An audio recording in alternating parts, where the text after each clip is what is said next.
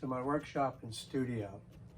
Whether you're a beginner, an experienced miniature hobbyist, a model railroader, a mini wargamer, or just someone looking for a unique item to display on their mantle or bookcase, you certainly have come to the right place. My purpose with these videos is to help you create historically accurate miniatures. I craft all my models in 0 or 1/4 inch scale, but my methods can easily be adapted to other scales. No fancy power tools are needed. In fact, if you can handle common hand tools, you won't have any problem. Here at US Frontier Miniatures, I strive to not only make a historically accurate model, but one that is as close to museum quality as possible. Now, with the techniques that I have learned over the years, along with the methods that I have developed, I'd like to show you how to achieve these same results. Let's get started. Okay, well now we're all ready, since we have one side finished here, to go ahead and start doing the stonework. What I use is a product called Creative Paper Clay. It's a product of Japan, and I know there are a lot of other clays, well maybe not a lot, but there are a number of other clays out there. I like this one particularly for a number of reasons. You know, it dries in the air, so it'll dry overnight. It's easy to work with, and it's also very paintable. It'll take different types of paint, different colors, etc. And then we'll be using, or at least I'll be using this glass cylinder that's made especially for rolling clay. It's easy to clean. It washes off easily. The clay can get sticky at times, but you don't have to invest in one of these. Some people use rolling pins. Even a round dowel piece of wood will work also. You just have to keep it free of clay particles, so you're not ruining the evenness of the clay when you roll it out. And then I also use a little sculpturing tool, and an inexpensive one. I've had it for years. In fact, I'm going to show you another one here in a minute. And then what I like to do is roll it on a smaller mat that's fairly smooth, and it doesn't have the nicks that I have in this mat from cutting things. So I also will wrap this in saran wrap. So the process by which we're going to do this is to roll the clay and cut it to approximate size. It doesn't have to be perfect. And then we're going to emboss the clay with tools resembling the shape of rocks.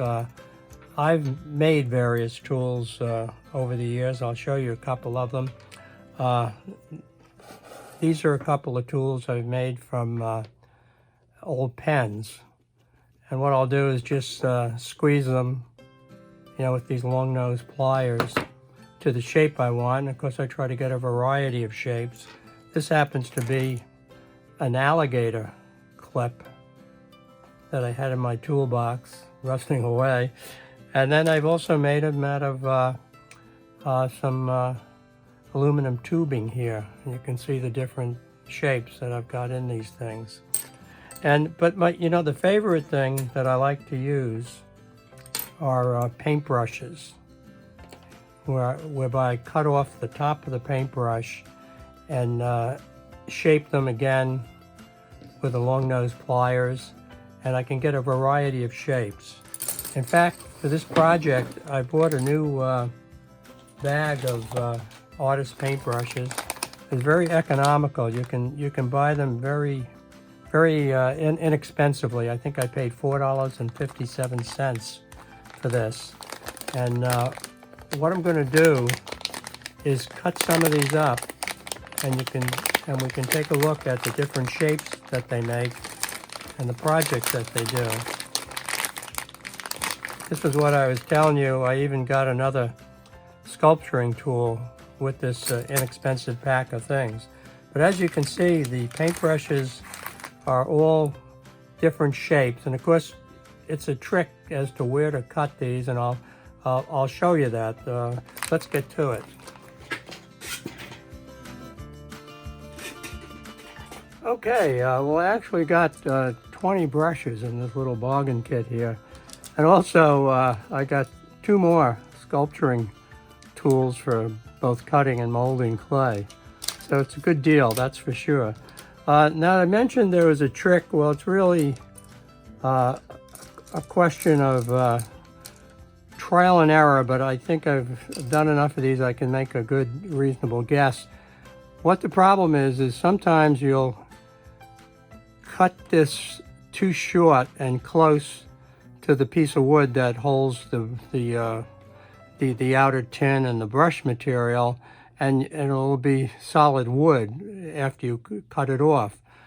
And other times you'll cut it too close to this, and you'll hit the bristles that are all glued in there with a big chunk of glue. So I would say we'll try it about 3/4 of an inch and cut it there. And as I say, we might ruin 1 or 2 brushes in the process, but we'll get a good idea how this manufacturer makes his brushes.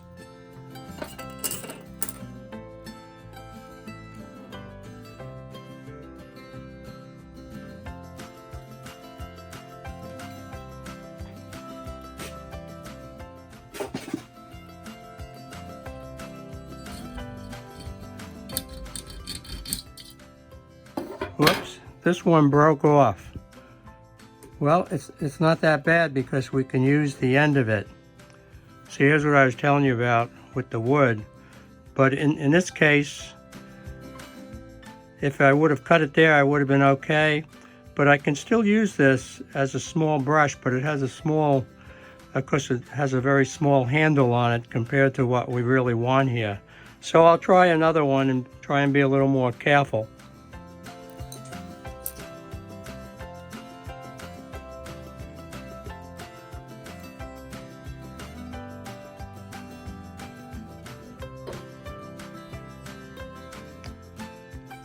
Get my gloves here.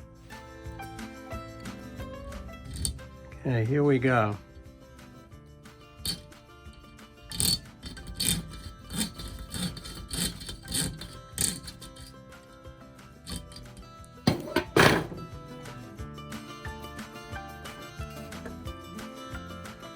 Now in this case it came out fine.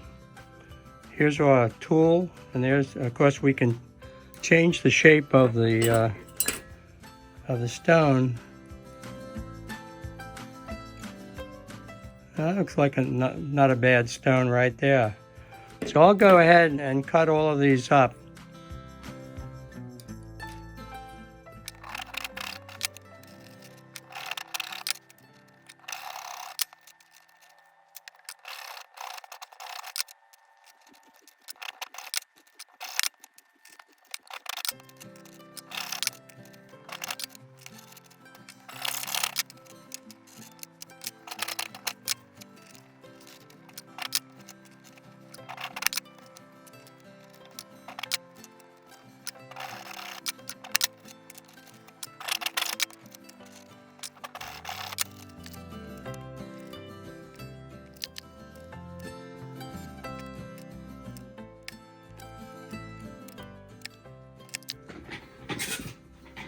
Well, we ended up with 15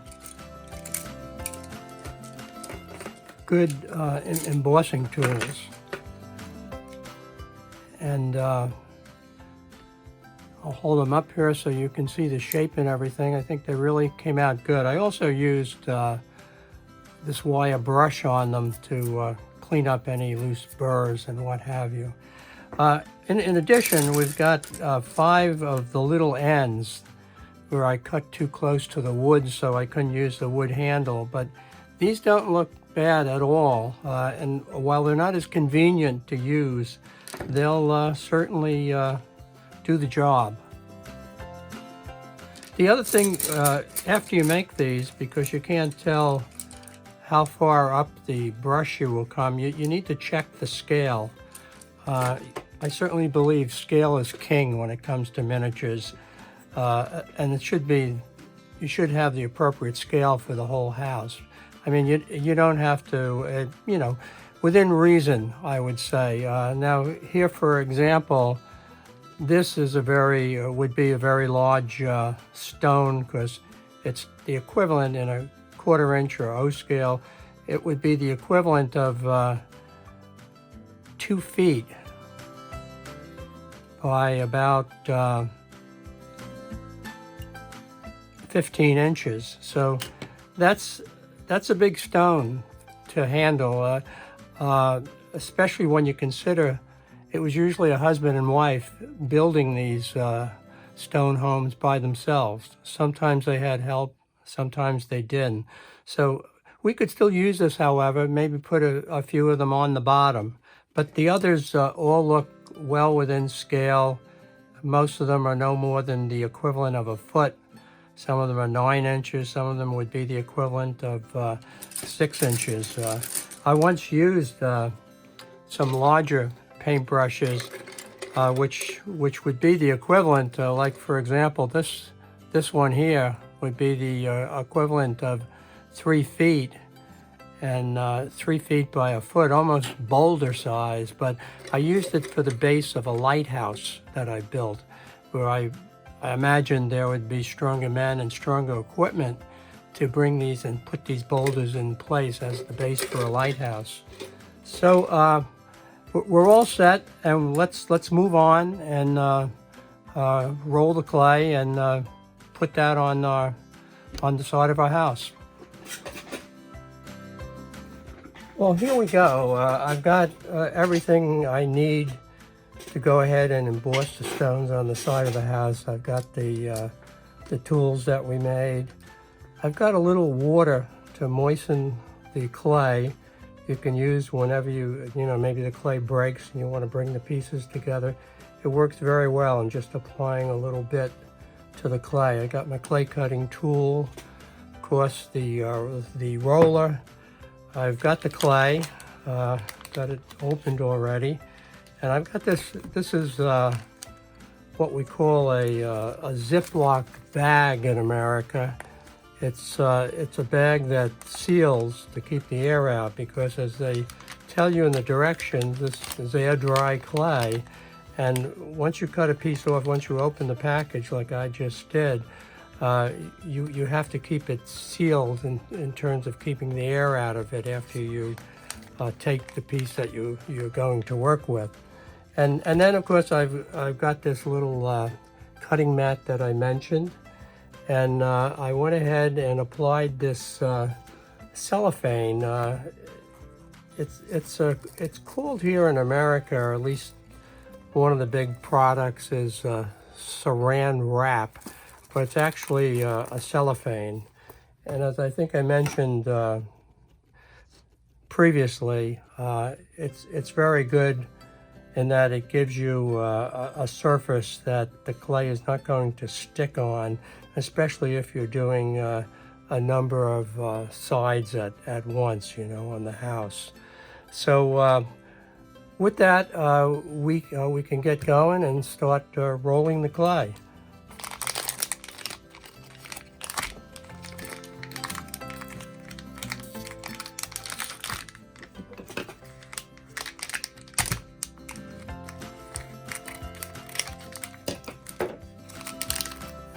It's hard to estimate exactly how much you might need. Well, the other thing that I've done is I've taken the house as it exists now with the windows on it, the side of the house, and the trim and everything, and I measured it out. So I know I need to roll a piece of clay that is 3 15/16 inches in width, 4 5/8 to this height here, and then the overall height to what would be the peak of the roof here would be 6 6/8 inches. So I know I have to roll a piece of clay at least that big. The nice thing about this cutting mat is if the way I have it now, it's in 1/10 of inches on the lower and left margins here, with each block being 1/2 of an inch. So I can easily estimate how much I have. If you turn it the other way, it's kind of a universal mat. It's in centimeters along the bottom and along the top line. So I'll just go ahead and estimate what I think we need, and then we can always add to it. I think it'll probably be about 1/5 of the amount of clay. And this cuts very easily with this plastic tool.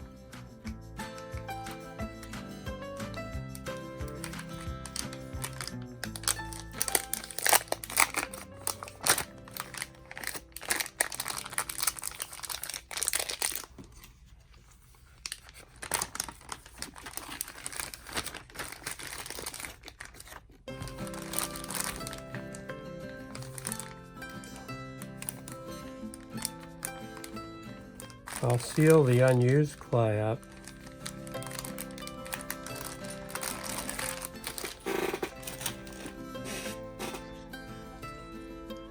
And then what I usually do is kind of first roll this by hand.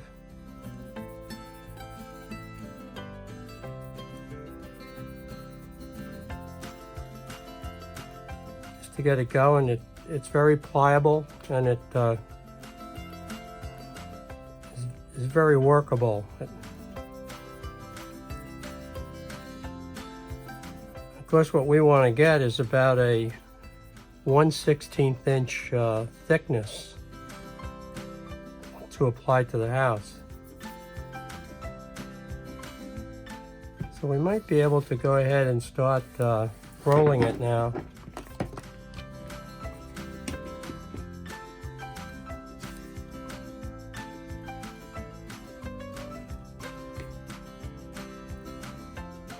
It's a typical, back and forth motion on this.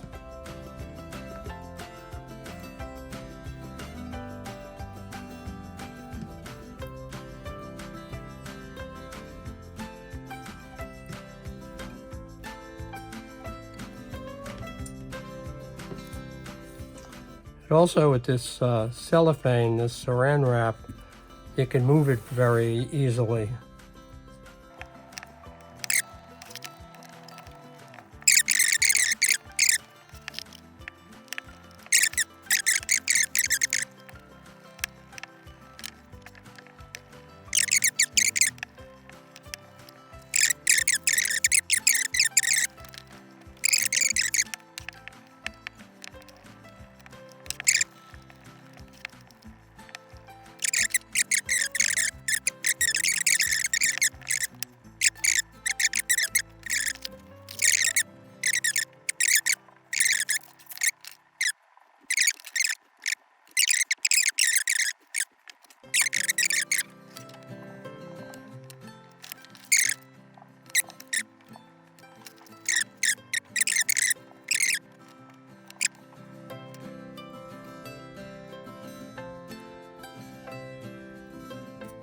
Okay, so there we have our piece of clay.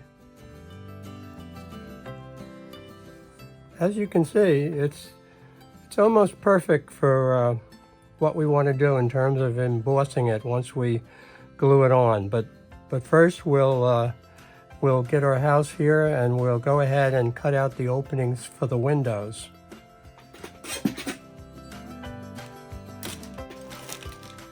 Now, after much trial and error, I found the easiest way to do this is to take an impression of the windows with the clay on it exactly as it's going to be mounted. And there it is. It looks like it's going to fit perfectly. And we just want to press down where the windows are. Make sure we have the whole outline of the upper window and then the lower window. Don't worry about like this indentation from my nail. It just adds to the effect of the stone when we emboss it.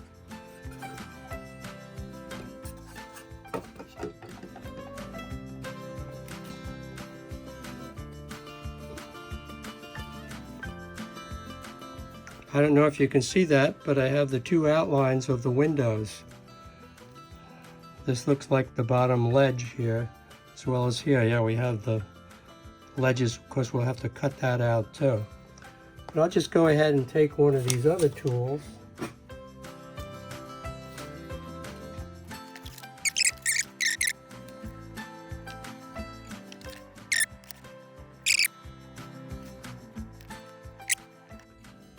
And we're pretty much set to put that on the house. Again, we got some leftover clay here. But one other thing I want to do before we'll actually glue it with the Elmer's glue all, is to cover these windows so we don't get any pieces of clay in on the window panes where we have our tinted material. Ahead of time, I've cut out 2 pieces of the painter's tape to match pretty much the dimensions of the lower and upper window. So I'll just glue them on or tape them on right now. There's a little space on the right here, but that's not my main concern. As I said, the main concern are the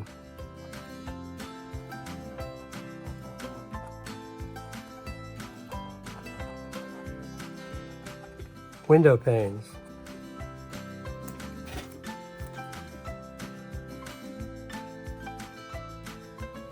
And of course the black tinted film that we have in there.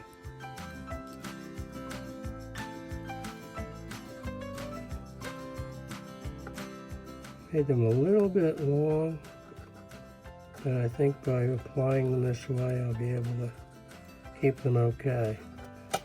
Okay, so now we're ready to glue our house on, or glue the clay on. We'll go ahead and use Elmer's glue all again, which works very well with this clay. And we'll just put this on randomly.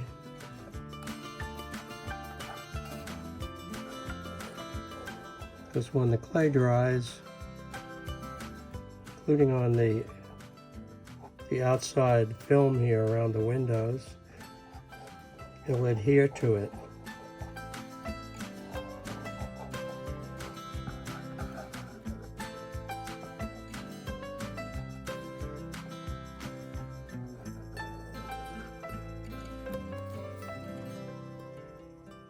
Okay, that should do it.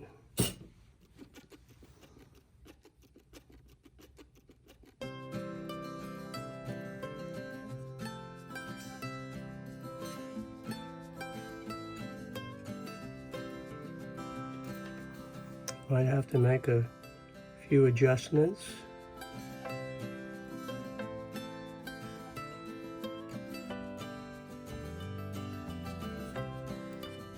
And as I mentioned, don't be concerned about these little spaces here, because they'll either come out in the embossing process or we can push them over. We might have to trim some off.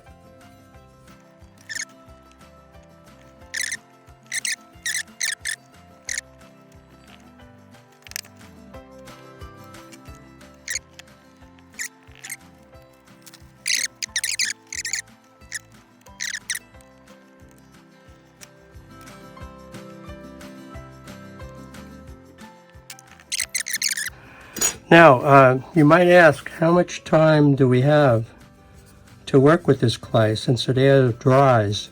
It's interestingly, the package doesn't give you any information on it, but I found that you can go probably as much as 3 hours. I've never gone that long. Like, this should take about 40 minutes to emboss, which we'll do next. But I know I had one instance where I had a family emergency where I had to set this down after I already had the clay like this, and I came back to it an hour later and I was still able to do it in the next 40 minutes. So 2 hours is certainly a comfortable enough time to give yourself but I believe you could really go 3 hours, but we won't do that.